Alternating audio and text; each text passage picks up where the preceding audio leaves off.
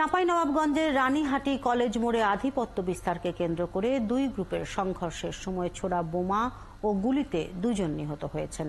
নিহতরা হলেন জেলা পরিষদের সদস্য ও নয়ালা ভাঙ্গা ইউনিয়ন আওয়ামী লীগের সাধারণ সম্পাদক আব্দুস সালাম এবং তার সহযোগী হরিনগর উচ্চ বিদ্যালয়ের শিক্ষক আব্দুল মতিন। এ ঘটনায় সোনা মসজিদ মহাসড়ক অবরোধ করে আগুন জ্বালিয়ে বিক্ষোভ করেন নিহতের সমর্থকরা। এতে সড়কের দুই দিকে যানবাহন আটকে যানজট তৈরি হয়। পরে পুলিশ ও প্রশাসনের কর্মকর্তারা এসে পরিস্থিতি নিয়ন্ত্রণ করে। এদিকে এই ঘটনায় জড়িতদের আটক সহ সুষ্ঠু বিচারের দাবি জানিয়েছেন নিহতের স্বজনরা। এখন জন্ম সনদ দিয়ে খোলো বিকাশ স্টুডেন্ট অ্যাকাউন্ট। নিজের বিকাশ নিজে কর।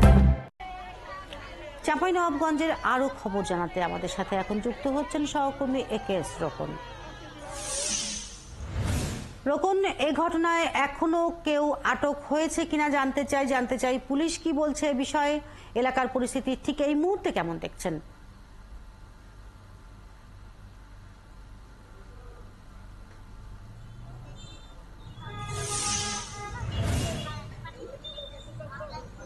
শিল্পী, আপনি যেমনটি বলছিলেন যে গত রাত ৮টার পরে ঘটনাটি ঘটে এবং আমি যদি আপনাকে দেখানোর চেষ্টা করি যে আমার পিছনে যে জায়গাটি দেখছেন সেই জায়গায় মূলত মার্ডারটি হয় এবং এখানে তারা বসেছিল নিহত আব্দুস সালাম আওয়ামী লীগ নেতা এবং তার সহযোগী আব্দুল মতিন, তারা এখানে বসেছিলেন। এই সময় অতর্কিতভাবে তার প্রতিপক্ষের গ্রুপের সদস্যরা এই জায়গায় এসে তাদেরকে প্রথমে বোমাবাজি করে, বোমাবাজির পর তাদেরকে হামলা করে এবং এই সময় গুলিরও শব্দ পাওয়া যায়। আমাকে স্থানীয়ভাবে যেটি জানিয়েছেন কয়েকজন যে প্রথমে তারা ৮ থেকে 10টি গুলির শব্দ পান এবং এই গুলির শব্দের পরপরই কিন্তু তাদের উপর হামলা হয় এবং যখন হামলাকারীরা পালিয়ে যাওয়ার চেষ্টা করে তখন কিন্তু তারা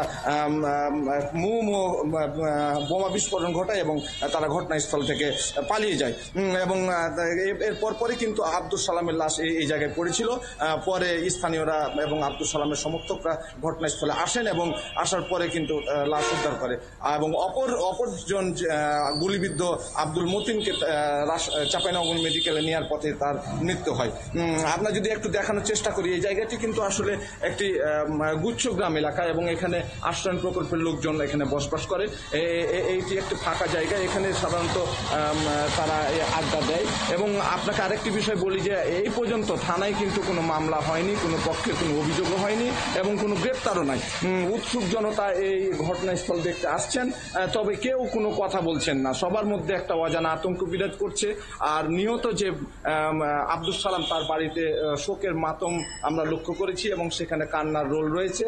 আর যদিও এ ঘটনা এখন পর্যন্ত কোনো মামলা হয়নি, তবে পিবিআই একটি ছায়া তদন্ত শুরু করেছে এবং তারা সকাল থেকেই আলামত সংগ্রহ সহ বিভিন্ন কার্যক্রম তারা হাতে নিয়েছে এবং তাদের কাছে আমরা জানতে চেয়েছিলাম যে তারা কোনো অভিযোগ পেয়েছেন কিনা। তারা বলছেন যে তারা এটি একটি ছায়া তদন্ত শুরু করেছেন এবং তারা পুলিশকে সহায়তার অংশ হিসাবে তারা ঘটনাস্থলে সকাল থেকে অবস্থান করছেন। শিল্পী, আপনি রয়েছেন সেখানে, আরো নিশ্চয়ই খবর সংগ্রহ করবেন এবং পরবর্তীতে আপনার সেই খবর আমরা দর্শককে জানাতে পারবো।